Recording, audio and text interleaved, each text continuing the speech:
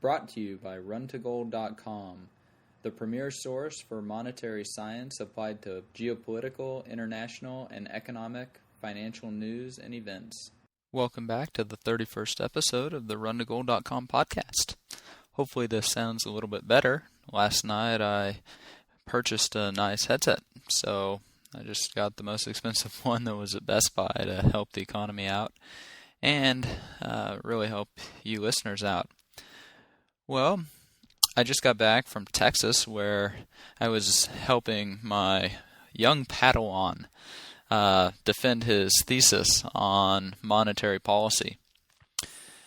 William Simpson is a bright young man who has a great interest in commodity money, constitutional money, and fractional reserve banking. So it was very interesting to see him write about a 10,000-word thesis on the subject and then present it.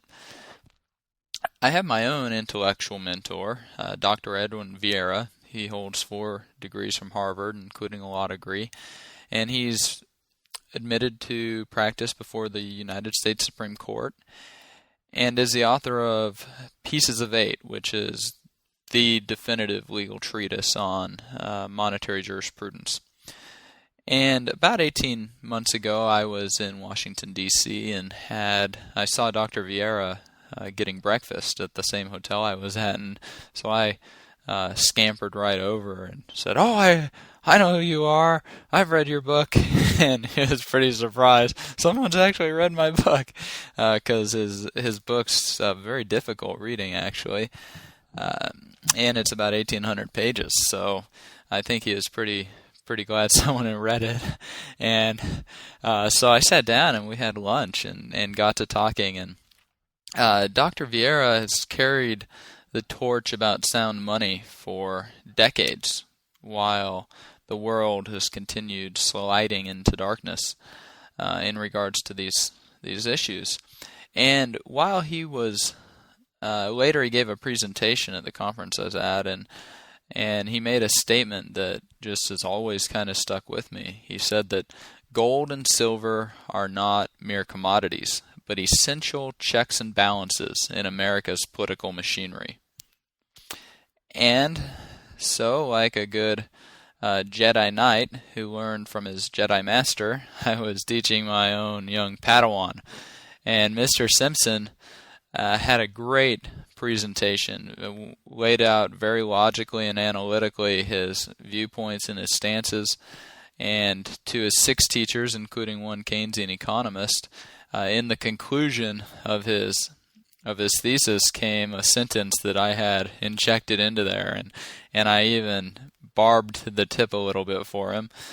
And so he delivered the statement. He said, "Gold and silver are not mere barbaric commodities, but essential checks and balances in America's political machinery."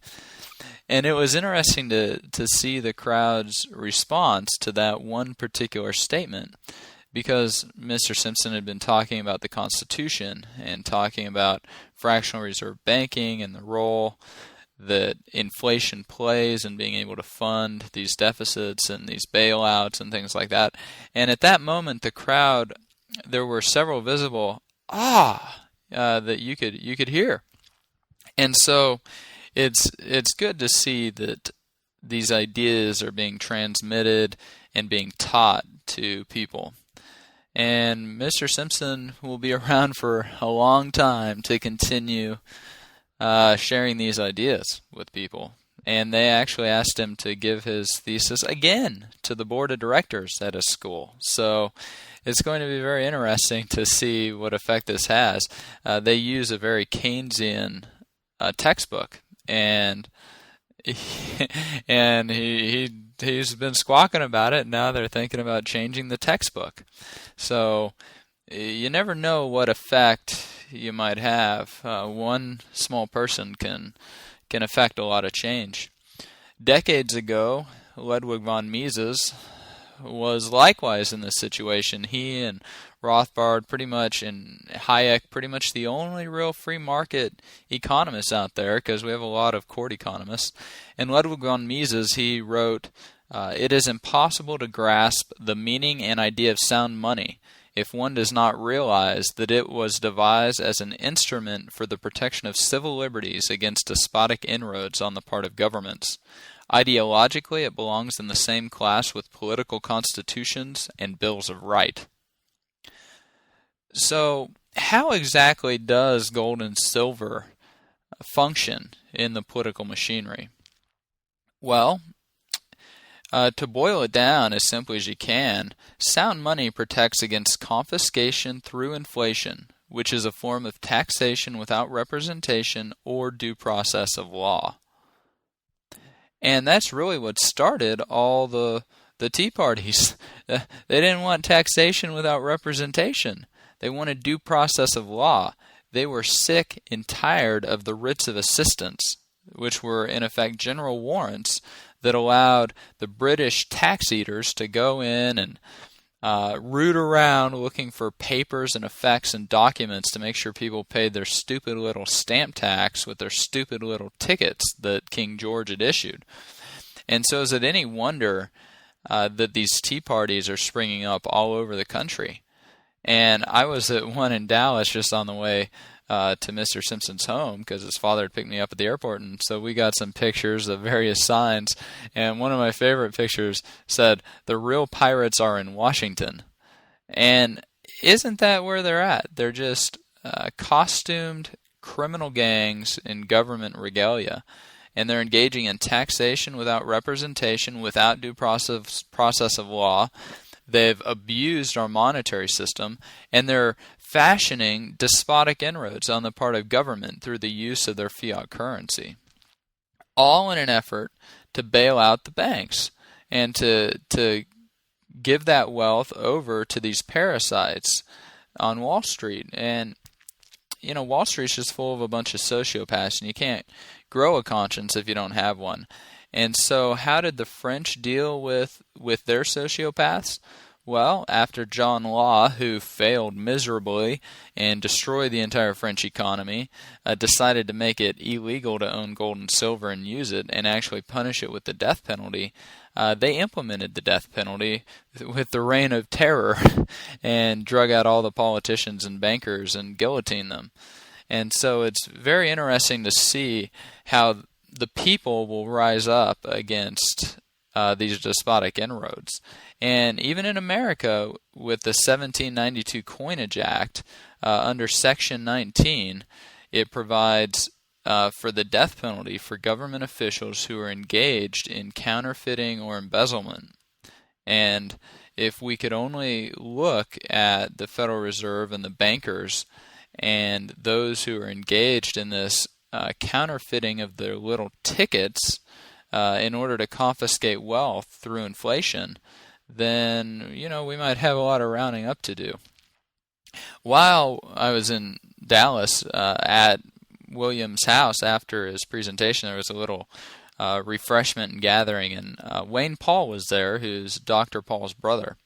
And I was talking with Wayne, and he's a CPA and involved in the Kayer case, which I highly recommend everyone go and do a little bit of research on. In effect, it's a large tax case, about $110 million, where the entrepreneur was using the legal tender gold and silver coins to pay his employees. And so, you know, he'd give them $500 of gold coins, which is 5 ounces of gold, and the IRS says, oh, no, the fair market value of all that gold in paper or digital Federal Reserve notes is about $5,000, and so that's over the $600 limit. You have to report for 1099s. And he's like, no, under federal law, they're only $50 legal tender. And so the issue arose, and that's what the Kayer case centers on. And he was actually found guilty of 0 counts out of 162 counts that were lodged against him by the IRS. So that was a strong blow for sound money against the establishment. At least the spineless judges haven't completely lost all sense of reason. And of course, they're going on appeal, the IRS is, but this raises a very interesting issue because does the form of legal tender matter? Doesn't matter if you have a digital Federal Reserve note, a paper Federal Reserve note, a quarter, which is zinc, a copper penny, a zinc penny, a steel penny. What about nickels and dimes?